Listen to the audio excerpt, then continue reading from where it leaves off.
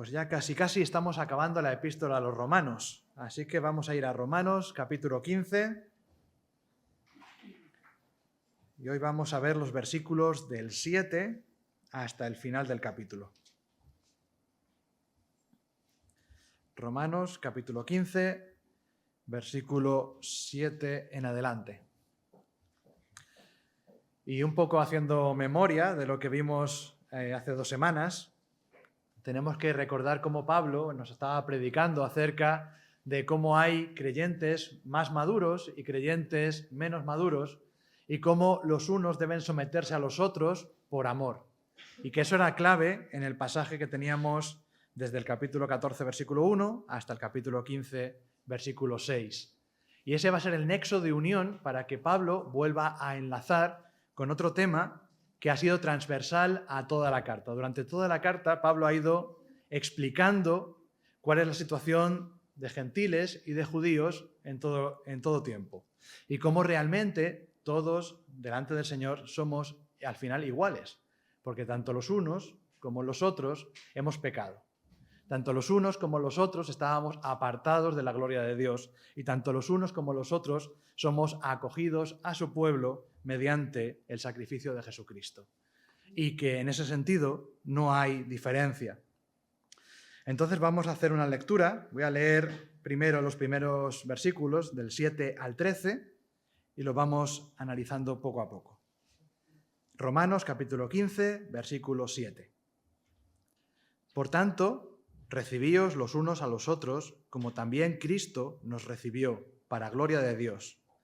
Pues os digo que Cristo Jesús vino a ser siervo de la circuncisión para mostrar la verdad de Dios, para confirmar las promesas hechas a los padres y para que los gentiles glorifiquen a Dios por su misericordia, como está escrito: por tanto, yo te confesaré entre los gentiles y cantaré a tu nombre. Y otra vez dice: alegraos gentiles con su pueblo. Y otra vez: alabad al Señor todos los gentiles y magnificadle todos los pueblos. Y otra vez dice Isaías: estará la raíz de Isaí y el que se levantará a regir los gentiles esperarán en él. Y el Dios de esperanza os llene de todo gozo y paz en el creer, para que abundéis en esperanza por el poder del Espíritu Santo. Fijaos que Pablo es aquí muy insistente con la idea y nos va a sacar diferentes textos, diferentes pasajes del Antiguo Testamento. Comienza el versículo 7 con un enlace con lo que estaba anteriormente hablando. Eso de que por amor nos apoyamos unos a otros o cedemos unos por los otros, porque el Señor tiene paciencia con nosotros y nosotros tenemos que tener paciencia y amor con nuestros hermanos. Y dice entonces, por tanto, recibíos los unos a los otros. Es decir, esa es como la conclusión de lo que vimos hace 2 semanas. Que tenemos que recibirnos unos a otros, no rechazarnos unos a otros. Y ahora enlaza con lo que viene a continuación diciendo: como también Cristo nos recibió. Y esto es muy importante, porque nosotros, si nos comportamos como nos comportamos, es porque Cristo nos recibió a nosotros. Cristo es el que nos recibe, Cristo es el que nos acepta, Cristo es el que nos ha dado esa paz, esa reconciliación con Dios. Solamente Él. Si Él nos hubiera rechazado, estaríamos todos fuera de su reino. Eso tiene que ser algo evidente. Y como nosotros fuimos recibidos, nosotros nos recibimos los unos a los otros. A todo aquel que recibe el Evangelio, nosotros también tenemos que recibirlo, como Cristo nos ha recibido a nosotros. Y esto tiene una consecuencia, y es que esto nos lleva a dar gloria a Dios. Muchas veces nos preguntamos este concepto abstracto de la gloria de Dios. ¿Qué es lo que glorifica a Dios? ¿Qué da gloria a Dios? Pues hay actos concretos que dan gloria a Dios. Cuando algo queda manifiesto que se hace por el Señor, o a favor del Señor, o por causa del Señor, esto es para gloria de Dios. Entonces tenemos que fijarnos quizá no tanto en ideas nebulosas que pueden estar en nuestra cabeza y fijarnos en cosas muy concretas que dan la gloria de Dios. Por ejemplo, recibirnos los unos a los otros. Esto es importante. Y ahora Pablo va a hablar de cómo Cristo nos ha recibido. Vengamos de donde vengamos. Cada uno de nosotros tiene una historia. Una historia seguramente no muy bonita antes de conocer al Señor. Cada uno viene, pues unos vienen de una familia, incluso cristiana, otros vienen de familias que no conocían al Señor de nada, unos vienen de un país, otros vienen de otro país, otros vienen de familias desestructuradas, otros vienen de familias que estaban muy estructuradas pero eran muy estrictas. Cada uno tiene sus propias circunstancias, su propio camino. Y igual ocurre con todos. Todos tenemos diferentes circunstancias, pero el Señor obró para todos. El Señor obró para que cualquier persona de cualquier lugar fuera recibido por el Señor. Aquí, como Pablo se está refiriendo a una iglesia donde había gentiles, pero también había judíos, él está expresando el problema en este sentido. Algunos de vosotros sois gentiles, otros sois judíos. Pues yo os digo, versículo 8, que Cristo Jesús vino a ser siervo de la circuncisión para mostrar la verdad de Dios. Primera cosa. Cristo vino a ser siervo de la circuncisión. ¿A qué se refiere esta expresión, ser siervo de la circuncisión? Que Cristo nació judío. Cristo nació en Israel. Cristo nació de la familia de Judá, de la tribu de Judá. Así nació Jesús y fue circuncidado y cumplió la ley para mostrar la verdad de Dios. Lo que tenía que hacer Cristo en primer lugar era ir a los judíos porque había muchas cosas escritas en el Antiguo Testamento, muchas promesas que habían de ser cumplidas, que aún estaban para cumplirse. Dice, para mostrar la verdad de Dios y confirmar las promesas hechas a los padres. Las promesas de Dios debían ser confirmadas para mostrar esa verdad de Dios.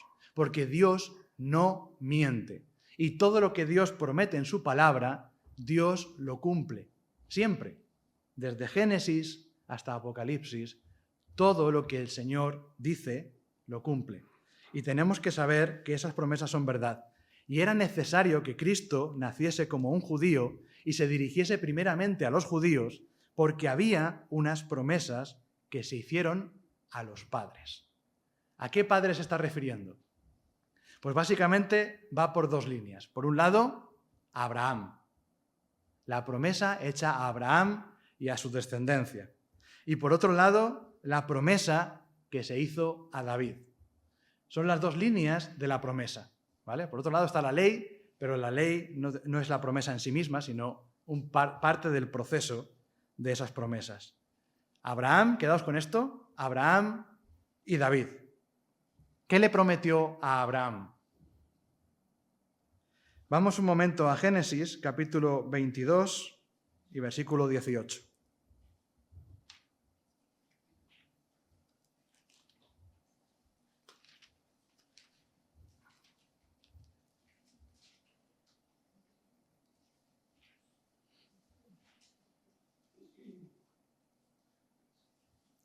Podemos leer desde el versículo 16. Génesis 22, 16. ¿Vale? Está hablando el Señor y dijo, por mí mismo he jurado, dice Jehová, que por cuanto has hecho esto y no me has rehusado tu hijo, tu único hijo, de cierto te bendeciré y multiplicaré tu descendencia como las estrellas del cielo y como la arena que está a la orilla del mar, y tu descendencia poseerá las puertas de sus enemigos. En tu simiente serán benditas todas las naciones de la tierra, por cuanto obedeciste a mi voz. Esa es la promesa hecha a Abraham. ¿Y qué podemos decir de la promesa de David? Acompañadme al Salmo 89. Salmo 89, versículos 3 y 4.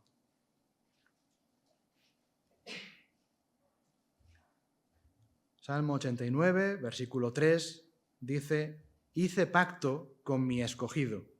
Juré a David mi siervo, diciendo, Para siempre confirmaré tu descendencia y edificaré tu trono por todas las generaciones. Ahí está la promesa hecha a David, que se encuentra en 2 de Samuel 7, en 1 de Crónicas 17 y de Salmos, y también se menciona en Hechos. Ahí están las dos promesas. La cuestión es, ¿esas promesas están cumplidas? Sobre todo la promesa de David, porque la promesa de David es más difícil. Porque la familia de David fracasó. La familia de David, Salomón, más o menos, pero terminó mal. Roboam fue un desastre. Y así los hijos de David, descendencia, que se fue poco a poco diluyendo y que finalmente perdió el trono. Y que finalmente no volvió al trono, aparentemente. ¿Dónde está la promesa cumplida ahí? Pues tanto una promesa, la de Abraham, como la promesa de David, está cumplida en Cristo, en Jesús. Jesús cumple ambas promesas. Por eso era necesario que Jesús viniera a los judíos primero, porque tenía que cumplir ambas promesas. La simiente, como explica Pablo en Gálatas capítulo 3, la simiente de Abraham es Jesús. Porque no habla de las simientes, como si fueran muchos, sino que habla de la simiente. Eso lo explica Pablo en Gálatas 3:16, que podéis buscar en casa si queréis. Entonces, pero es verdad, la descendencia de Abraham, la simiente, es Cristo. Esa era la promesa. Y en Cristo serán benditas todas las naciones de la tierra. Igual, el reino es un reino eterno, el reino que Dios le dio a David, pero no por David, ni por sus hijos, ni por sus nietos, sino por el que había de descender en la misma línea sucesoria hasta llegar a Cristo, que pertenece a la familia de David, porque Cristo es el cumplimiento y la verdad de todas las promesas hechas a los padres. Entonces, todo se cumple ahí. Por eso, por un lado está esto, y por otro lado, versículo 9, para que los gentiles glorifiquen a Dios por su misericordia. Y esto es muy importante, porque Pablo nos va a enseñar aquí cómo las promesas hechas a los judíos incluyen a los gentiles, cosa que los judíos habían rechazado durante siglos y siglos, e incluso en los principios de la Iglesia se estaba rechazando. Se decía, no es posible que los gentiles, o los gentiles deben hacerse judíos primero, porque si no, no pueden participar de las promesas de Dios. No era cierto. Pablo se ha pasado toda la carta explicando por qué los gentiles también forman parte del pueblo de Dios y por qué hay un pueblo de Dios y no dos pueblos de Dios. Uno solo, porque uno es el que cumple la promesa, Cristo. Y todos los que son de Cristo, ya sean judíos, ya sean gentiles, son su pueblo. Entonces, si antes teníamos a los judíos por un lado, gentiles por otro, la promesa nos lleva a Cristo y después de Cristo todos somos pueblo de Dios. Y no hay dos, hay uno. Y en Cristo se cumplen todas las promesas.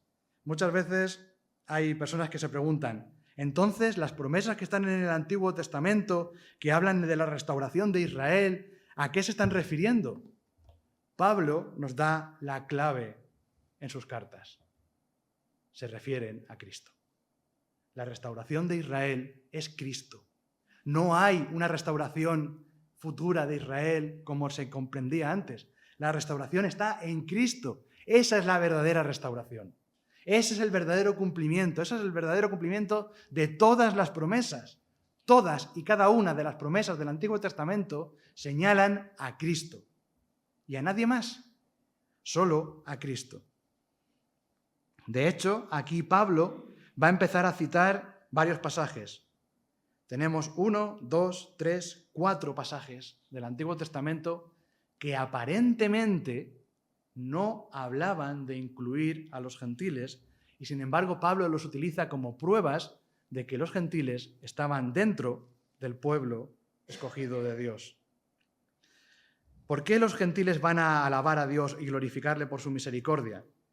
Dice primero, citando al Salmo 18:49 o a 2 de Samuel 28:50, que es el mismo texto, pero lo que vamos a ver aquí, si buscáis los pasajes luego en el Antiguo Testamento, vais a ver que hay diferencias de palabras, de algunas expresiones, porque Pablo está utilizando la traducción al griego del Antiguo Testamento.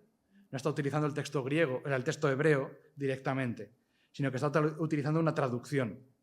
Por eso cambia ligeramente, pero no se altera el significado. Dice el primer texto, que está en Salmo 18:49, dice: por tanto, yo te confesaré entre los gentiles y cantaré a tu nombre. Si vais al Salmo veréis que pone las naciones, ¿vale? Pero bueno, no cambia nada. Las naciones son los gentiles, son los que no estaban en el pueblo de Israel. Por tanto, yo te confesaré entre los gentiles y cantaré a tu nombre. Qué bonito es que la gente pueda confesar a Dios. ¿Cómo puede alguien confesar a Dios y glorificarle o cantarle si no lo conoce? ¿Cómo puede hacerlo si no forma parte de su pueblo? No se puede. No podemos confesar al Señor si no le tenemos a Él. Le necesitamos para poder hacerlo. Y Pablo dice, esto ya estaba escrito siglos antes de Cristo, que iba a haber gentiles que iban a confesar el nombre de Dios, que iban a cantar a su nombre. Eso estaba escrito. El siguiente texto dice, versículo 10, y otra vez dice, alegraos gentiles con su pueblo. ¿Cómo pueden alegrarse los gentiles con su pueblo si están fuera? ¿Cómo puede uno alegrarse si está apartado? Solamente cuando están incluidos entre los que creen. Y otra vez, me llama mucho la atención como Pablo dice, otra vez, y otra vez, y otra vez. Alabad al Señor todos los gentiles y magnificadle todos los pueblos. Es este salmo que tanto conocemos, el de alabad al Señor, naciones todas, pueblos todos, alabadle, ¿vale? Ese salmo que es tan corto nos da una verdad muy profunda. Todo tipo de pueblo puede alabar a Dios. Todo aquel que se rinda a Cristo. De todos los pueblos, de todas las naciones, de todas las razas, no hay nadie que quede excluido potencialmente de lo que el Señor ofrece. El Señor ha abierto su gracia, su misericordia a todas las naciones, a judíos y a griegos, a esclavos y a libres, a hombres y a mujeres. No importa qué condición tengamos cada uno de nosotros, el Señor nos recibe como nosotros tenemos que recibir a nuestros hermanos. Como decía al principio el pasaje, recibíos los unos a los otros como también Cristo nos recibió. Cristo nos ha recibido.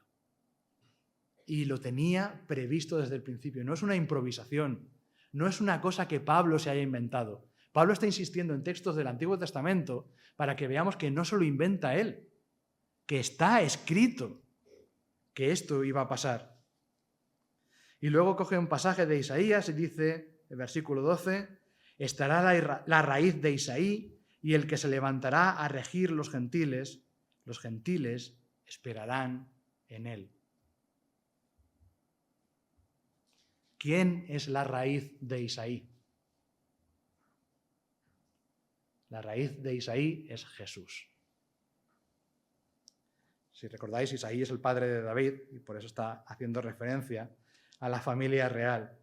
Pero quien es la raíz, quien es lo importante, quien es el objetivo, es Jesús, que será levantado para regir a los gentiles. Si vais al texto en hebreo, el que tenemos en Isaías, veréis que dice que se levantará como pendón a las naciones, como una señal. Él es señal para las naciones, para que los gentiles le busquen, para que esperen en él. Esperar y buscar viene a ser sinónimo. Parece raro, ¿no? Porque ahí uno dice, buscar, estoy como haciendo cosas, buscando. Pero para buscar a Dios hay que esperar en Él. Parece una paradoja, pero no lo es. Porque para buscarle, para encontrarle, hay que aprender a confiar y a esperar su bendición, para esperar su llamamiento, para esperar su abrazo, para esperar recibir su sacrificio. El Señor está siempre ahí. Y una vez que Pablo ha recordado todo esto y dice, el Señor nos ha recibido a todos, dice el versículo 13, y el Dios de esperanza os llene de todo gozo y paz en el creer. Qué bonito esta expresión. Primero habla de que Dios es el Dios de la esperanza, el Dios de esperanza. Él, en el que estamos esperando. Estaba hablando antes de que los gentiles esperarán en Él. Pues el Dios de la esperanza os llene a vosotros, iglesia que estáis en Roma, os llene de todo gozo, de paz, en el creer en Él, porque eso es lo que es clave para entrar en su pueblo, creer en Él, para que abundéis en esperanza. El Dios de esperanza os da gozo y paz para que tengáis más esperanza por el poder del Espíritu Santo. Es el Espíritu Santo trabajando en cada creyente el que nos da todo esto. Dios nos da todo este gozo, toda esta paz y esta esperanza a través de su Espíritu Santo que mora en nosotros. El poder del Espíritu Santo obrando en nosotros es muy claro y tenemos que verlo claro en nuestra vida. Tenemos que descansar en que ese poder está actuando sobre nosotros. Dios actuando en nosotros. Y eso no tiene nada que ver con que yo sea o no sea judío, sea o no sea hombre, sea o no sea esclavo. Eso no importa. Porque Dios es Dios. Es el grande, el poderoso, el que no hay nada que se le resiste. Y yo soy simplemente un pecador arrepentido. Y que lo único que pido es que el Señor actúe en mí. Y es Dios el que hace el milagro. Es Dios el que me da gozo. Es Dios el que me da paz. Es Dios el que me da esperanza. ¿Por qué? Porque yo ya he visto que en Cristo Jesús las promesas hechas a los padres son verdad de Dios. Porque yo ya he visto que Dios siempre cumple su palabra. Porque yo ya he visto que todo lo que la palabra de Dios lleva hablando desde siempre se cumple en Cristo Jesús, mi Señor. Y que gracias a Él, a partir de Él, a través de Él, yo soy beneficiario de esas promesas. Y cuando digo yo, quiero decir tú. Cada uno de nosotros que hemos creído en el Señor. Y podemos estar de verdad esperanzados y animados y gozosos, porque para eso es lo que Pablo, yo creo que a Pablo le tenía que doler mucho, y más siendo él judío, es que el ser judío o el ser gentil fuera una causa de división dentro de la Iglesia de Cristo. Esto no debería ocurrir nunca y sin embargo ocurre. Y para Pablo era un quebranto. Por eso trata el tema en profundidad desde su primera carta, que es la carta a los Gálatas. Desde la carta a los Gálatas, Pablo insiste en que hay un pueblo de Dios formado por judíos y gentiles y que no hay otra cosa y que debemos gozarnos y agarrarnos a Dios porque es tan sencillo como eso. Somos pecadores que necesitamos a Dios. Punto. Ya está. ¿Para qué pelear más si Dios no quiere que hagamos eso? Y Pablo ahora se da cuenta, en el versículo 14, que vamos a leer, que a lo mejor me he metido mucho, ¿no? Llevo 14 capítulos, 15 casi, hablando con vosotros, escribiéndoos a vosotros, diciendo las cosas que están bien, las que están mal, y dice, a lo mejor me he pasado un poco con vosotros, a lo mejor me he metido un poco demasiado, perdonadme. Fijaos lo que dice los versículos del 14 hasta el 21. Pero estoy seguro de vosotros, hermanos míos, de que vosotros mismos estáis llenos de bondad, llenos de todo conocimiento, de tal manera que podéis amonestaros los unos a los otros. Mas os he escrito, hermanos, en parte con atrevimiento, como para haceros recordar, por la gracia que de Dios me es dada, para ser ministro de Jesucristo a los gentiles, ministrando el Evangelio de Dios, para que los gentiles le sean ofrenda agradable, santificada por el Espíritu Santo. Tengo, pues, de qué gloriarme en Cristo Jesús en lo que a Dios se refiere, porque no os haría hablar sino de lo que Cristo ha hecho por medio de mí para la obediencia de los gentiles, con la palabra y con las obras, con potencia de señales y prodigios en el poder del Espíritu de Dios, de manera que desde Jerusalén y por los alrededores hasta Ilírico, todo lo he llenado del Evangelio de Cristo.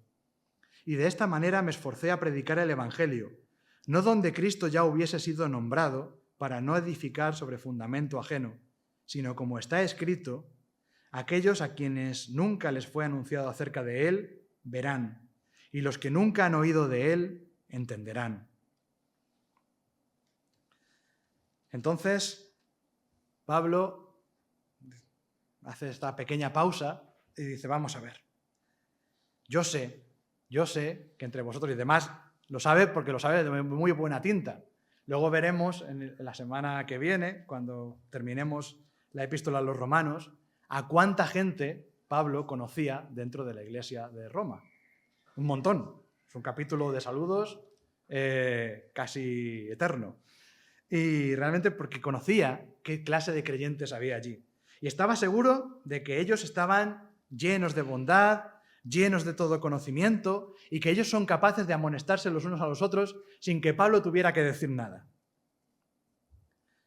Y es muy interesante esto, porque Pablo está hablando de que cuando hay que amonestar a una iglesia o que hay que amonestarse unos a otros, hacen falta dos cualidades, que son estar llenos de bondad y llenos de todo conocimiento. Cuando uno recibe amonestación por parte de un hermano y no está lleno de bondad, normalmente se produce un choque. Se produce un golpe porque no estoy suficientemente lleno de bondad, de ser bueno para Dios, y no estoy dispuesto a recibir esa amonestación. Y necesito el conocimiento, porque cuando tenga el conocimiento, por lo menos de lo que el Señor dice en su palabra en general, y veo que el hermano me dice, pues mira, cuando estás haciendo esto, no cumples lo que el Señor te dice en la palabra, entonces dices, ¡ah! Es verdad, porque yo que tengo conocimiento, no me he dado cuenta de que he incumplido esto, y tienes razón, hermano, gracias por amonestarme. La amonestación es muy útil y muy práctica y muy necesaria, pero a veces se recibe mal. A veces no se recibe como deberíamos. A veces no somos lo suficientemente humildes. La bondad de la que Dios habla nos hace ser humildes. Nos hace entregarnos a Dios totalmente. Nos hace poner a Dios en el primer lugar. Y por tanto, cuando somos corregidos con la palabra del Señor, si tenemos esa bondad, si tenemos ese conocimiento, lo aceptamos. Y por eso cuando no lo hay problemas. Y Pablo sabe que en este caso no hay ningún problema. Pero dice, pero yo quiero recordaros, quería haceros recordar. Porque a lo mejor no lo tenéis tan fresco. Y yo, como vengo de fuera y no estoy en vuestra iglesia, a lo mejor no estoy en el día a día, tengo una visión un poco más panorámica y puedo daros un poco más de luz en este aspecto y os puedo ayudar. Y perdonadme, casi está diciendo en el versículo 15, mi atrevimiento de deciros estas cosas. Pero yo me atrevo a decirlo porque quiero recordaros esto. El Señor me ha puesto en un ministerio. A Pablo le ha puesto en un ministerio. El ser ministro de Jesucristo a los gentiles. Él tiene que llevar el Evangelio a los gentiles. Para eso le escogió el Señor. Para eso Jesús se encontró con él en el camino de Damasco, porque le iba a sacar de donde estaba y de perseguir a la iglesia le iba a convertir en un predicador a los gentiles. ¿Qué es un ministro? una de estas cosas que tenemos un problema, porque lo hemos torcido. Con el tiempo, el significado de ministro lo hemos torcido tanto, que pensamos un ministro, una persona importante. Un ministro, alguien que manda. Porque pensamos en los ministros del gobierno, porque pensamos incluso en la iglesia, gente que se llama ministro y que simplemente significa que manda. Ministro significa siervo. Siervo, esclavo, sirviente. Pablo es un sirviente de Jesucristo, no una persona grande que manda, sino que es una persona que ha sido enviada por Jesús y él es su esclavo, su sirviente, que ha sido enviado para servir de parte de Dios a los gentiles, para que ellos, los gentiles, sean ofrenda agradable, santificada por el Espíritu Santo. Es decir, que sean personas que crean en el Señor. Y eso sea un regalo para el Señor. Lo que Pablo anhela, lo que Pablo es, lo que Pablo ha sido cambiado para ser, es para ser un siervo del Señor y llevarle un regalo al Señor, una ofrenda. Mi ofrenda para Dios es todas las personas que han creído el Evangelio porque yo he predicado. Señor, aquí tienes todo lo que tú has hecho con tu Espíritu Santo, lo que tú me has mandado a hacer. Pablo, aunque pueda parecer lo contrario, cuando está hablando de esto, que dice, tengo pues de qué gloriarme en Cristo Jesús, él no está presumiendo de sí mismo, está presumiendo, entre comillas, de Cristo Jesús, de lo que Cristo hace.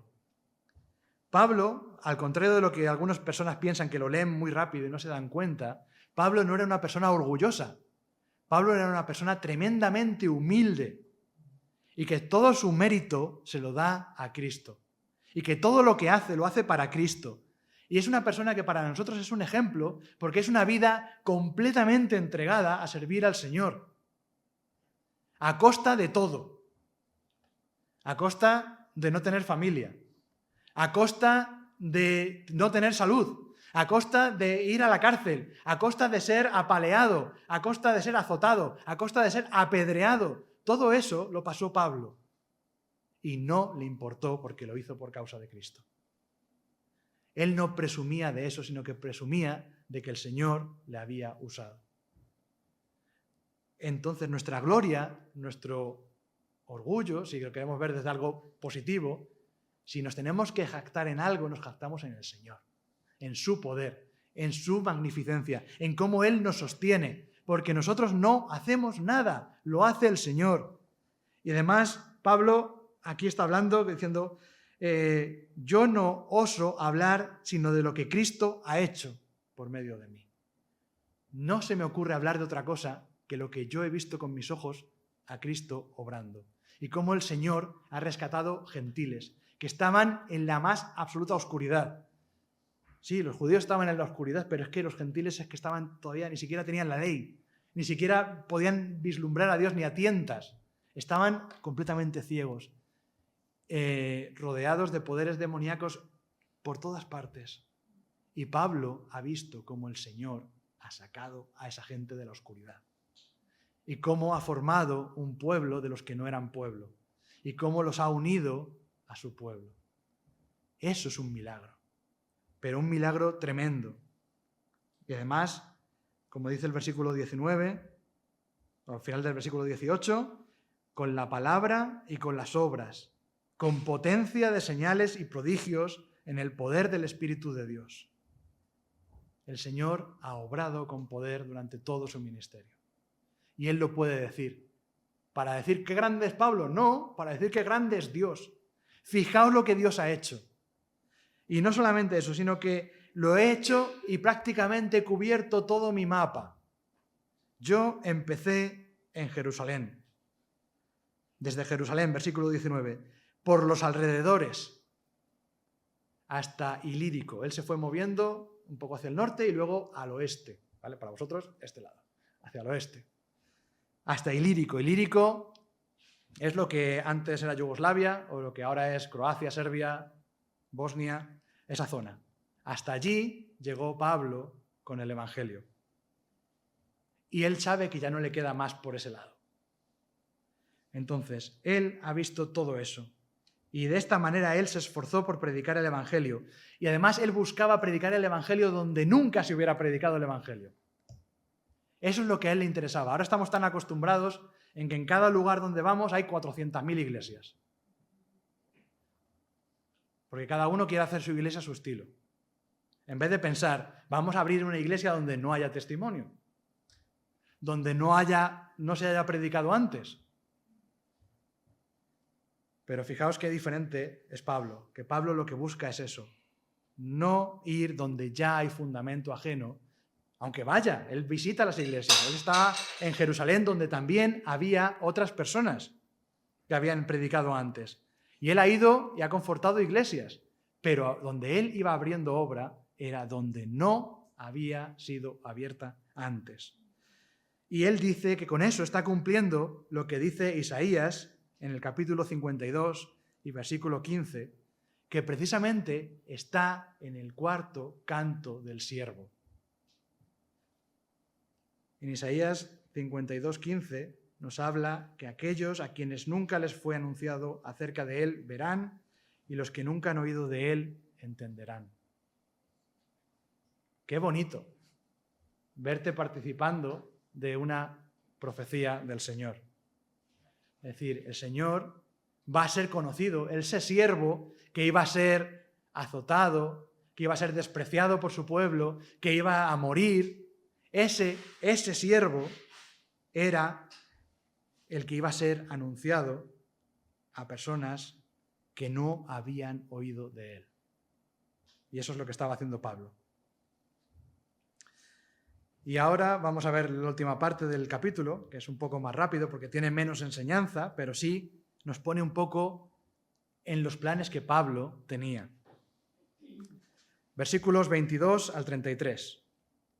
Por esta causa me he visto impedido muchas veces de ir a vosotros, pero ahora, no teniendo más campo en estas regiones y deseando desde hace muchos años ir a vosotros, cuando vaya a España, iré a vosotros, porque espero veros al pasar y ser encaminado allá por vosotros, una vez que haya gozado con vosotros. Mas ahora voy a Jerusalén para ministrar a los santos, porque Macedonia y Acaya tuvieron a bien hacer una ofrenda para los pobres que hay entre los santos que están en Jerusalén, pues les pareció bueno y son deudores a ellos, porque si los gentiles han sido hechos participantes de sus bienes espirituales, deben también ellos ministrarles de los materiales. Así que cuando haya concluido esto y les haya entregado este fruto, pasaré entre vosotros rumbo a España. Y sé que cuando vaya a vosotros llegaré con abundancia de la bendición del Evangelio de Cristo. Pero os ruego, hermanos, por nuestro Señor Jesucristo y por el amor del Espíritu, que me ayudéis orando por mí a Dios, para que sea librado de los rebeldes que están en Judea y que la ofrenda de mi servicio a los santos en Jerusalén sea acepta, para que con gozo llegue a vosotros por la voluntad de Dios y que sea recreado juntamente con vosotros. Y el Dios de paz sea con todos vosotros. Amén. Entonces, la predicación de Pablo, su deseo de ir a donde no se ha predicado antes, es lo que le ha impedido ir a Roma antes. Porque aún le quedaba trozos por predicar. Aún le quedaban lugares donde no se ha predicado el Evangelio. Es una cosa muy interesante de las iglesias que fundaba Pablo, es que eran iglesias que al mismo tiempo eran misioneras. Y Pablo a lo mejor se quedaba en una ciudad o en otra, pero es que en las ciudades donde Pablo se quedaba, la iglesia que quedaba allí fundada se expandía. Con lo cual, todo el territorio alrededor se iba llenando del Evangelio. Y esto era algo maravilloso, pero esto había consumido gran parte de su vida. Y aunque él deseaba ir a Roma y conocer a los creyentes de Roma, no había tenido ocasión hasta entonces, a pesar de que muchos de ellos habían colaborado con él en diferentes ocasiones en otros lugares. Pero estaba deseando y quería, pues yo quiero ir también a Roma, quiero conocer a los creyentes. Además, el plan que el Señor ha puesto en mi corazón de seguir predicando es llegar hasta España. Entonces, pues si veis el mapa, os lo imagináis, por un lado está la zona de Asia, de Turquía, de Grecia, que es por donde él estaba normalmente, luego está Italia y luego está España. Entonces, él quiere llegar a España y pasar por Roma de camino. Porque todo el viaje de Pablo lo planifica siempre por mar, que era la forma más rápida de viajar en el momento. Entonces él estaba pensando, pues voy a Roma, quedo allí un tiempo, disfruto con los hermanos, porque otra de las cosas llamativas de este pasaje es que él está deseando para gozarse con ellos.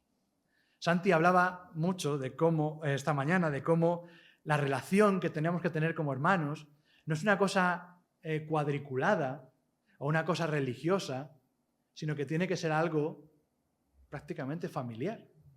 Algo que, porque es lo que sentimos, porque es lo que vivimos, porque es nuestra vida, el Señor es nuestra vida. Y es lo que compartimos y tenemos en común. Tenemos que ser una familia viva en Cristo. Así es una iglesia.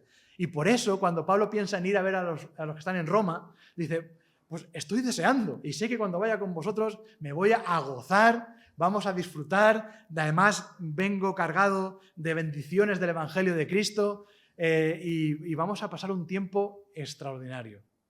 Y Pablo lo está deseando. Pero dice, pero ahora, en el versículo 25, tengo que ir a Jerusalén. Porque es que resulta que la iglesia de Macedonia y la iglesia de Acaya, las iglesias que hay allí, han recogido una ofrenda. Porque ellos han pensado en los pobres que hay en Jerusalén. Porque la iglesia en Jerusalén, pues poco a poco, se fue debilitando económicamente y había muchísimas personas que pasaban necesidad. Cuando esa noticia llega a los creyentes, fijaos, en Macedonia y en Acaya, que seguramente no habían ido a Jerusalén en su vida, sobre todo si no eran judíos los que estaban en la iglesia, no habrían ido a Jerusalén nunca, pero su corazón se compungió al ver la necesidad de otros creyentes. Y como dice Pablo, les pareció bueno y son deudores a ellos, porque si los gentiles han sido hechos participantes de sus bienes espirituales, deben también ellos ministrarles de los materiales. Los judíos nos han traído el Evangelio y nos han dado una bendición espiritual. ¿Cómo no vamos a darle nosotros ahora ayuda material si tenemos esa disposición? Entonces Dios puso en su corazón que dieran esa ofrenda. No sabemos la cantidad que era la ofrenda, pero seguramente sería una cantidad importante, que Pablo tenía la misión de llevar en persona hasta Jerusalén.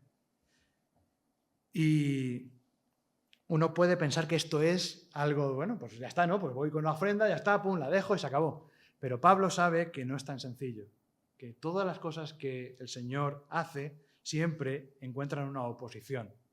La predicación de Pablo siempre encontró oposición e incluso la ofrenda a Jerusalén encontró una oposición. Él seguía con su cabeza pensando, yo voy a España. Voy a Jerusalén, dejo la ofrenda, voy a España. Pero es consciente de que en Jerusalén había peligro. Había peligro porque Pablo venía de donde venía.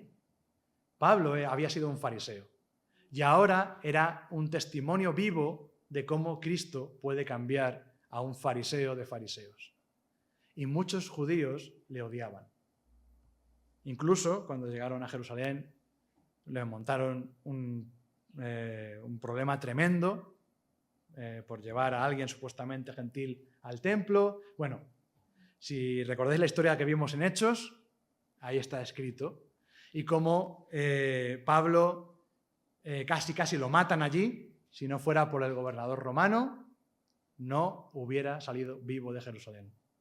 Por eso Pablo, cuando se está escribiendo a los romanos, dice, orad, orad.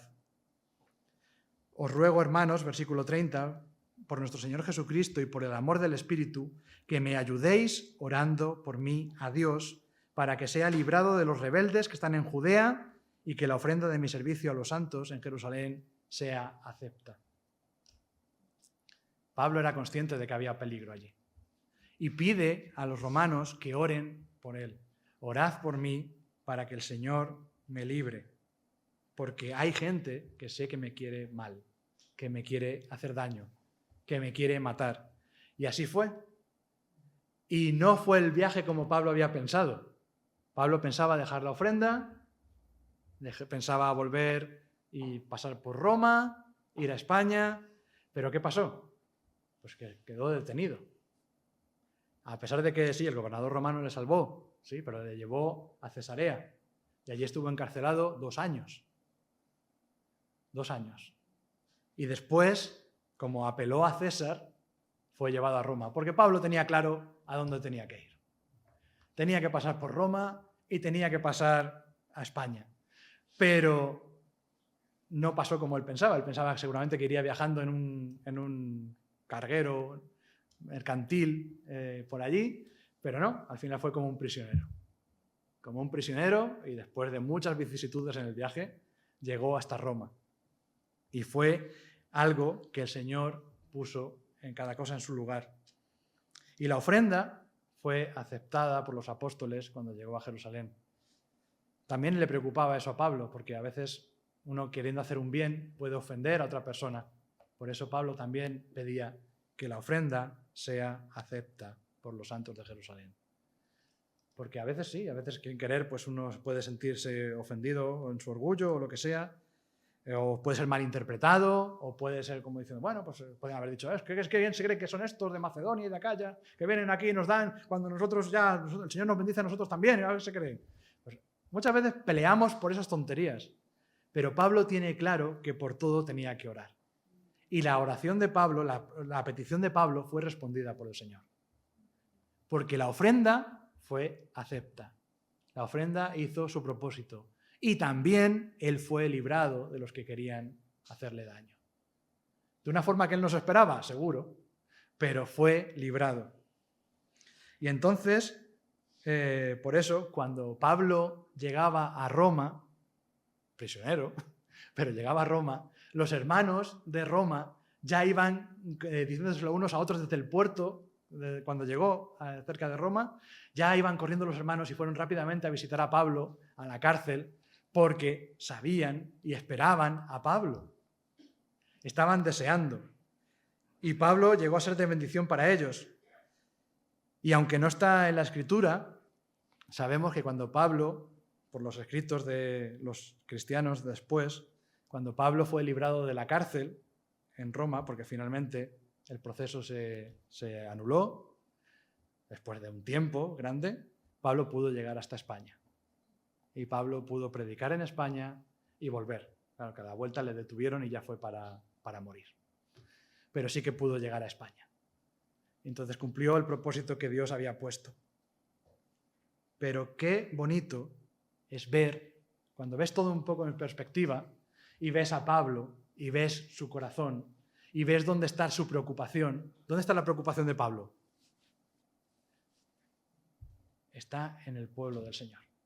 Él está preocupado por el bienestar del pueblo del Señor, para que tenga el alimento suficiente, para que reciba el ánimo que necesita, para que reciba toda la instrucción necesaria de parte de Dios, para que sea siempre que esté sirviendo a Dios de la mejor manera.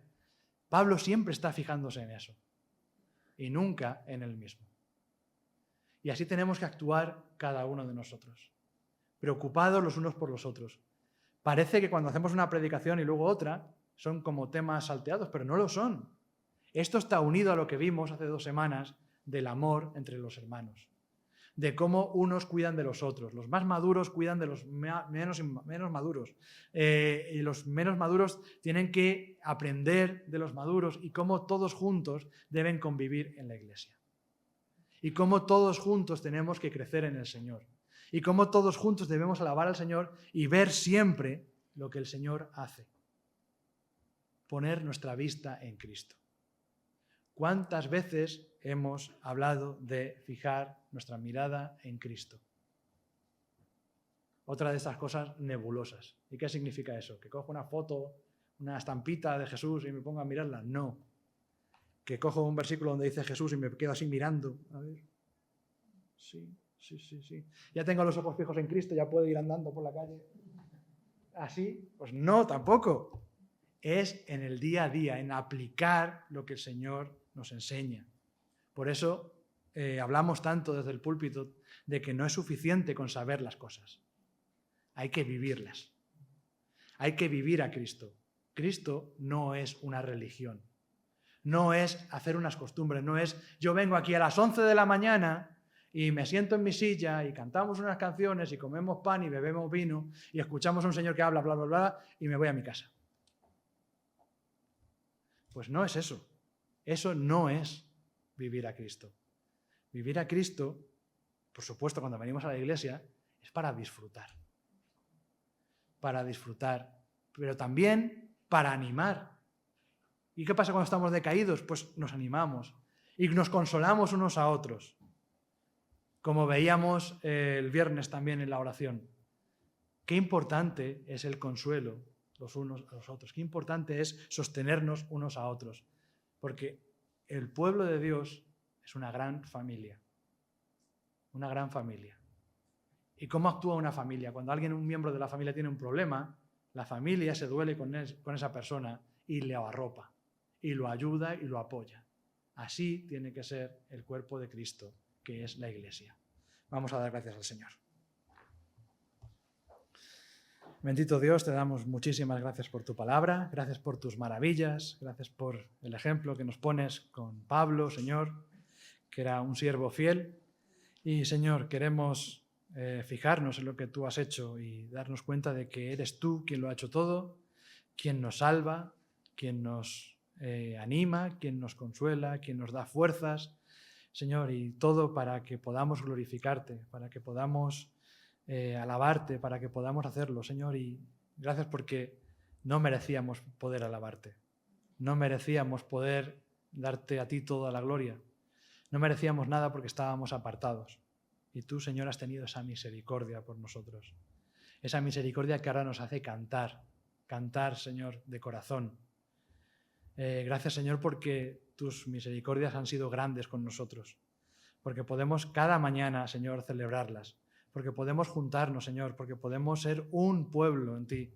Gracias porque no importa de dónde vengan nuestros hermanos, ya sea de una punta del mundo o de la otra, Señor, porque todos tenemos un solo Señor y un solo Salvador, y ese eres tú. Pues, Señor, queremos glorificarte con nuestras vidas y te pedimos, Señor, que en esta semana que tenemos por delante, tú nos guíes, nos enseñes, nos muestres, nos amonestes cuando tengamos que ser amonestados y podamos, Señor, seguir dándote la gloria. En el nombre de Jesús te damos las gracias. Amén.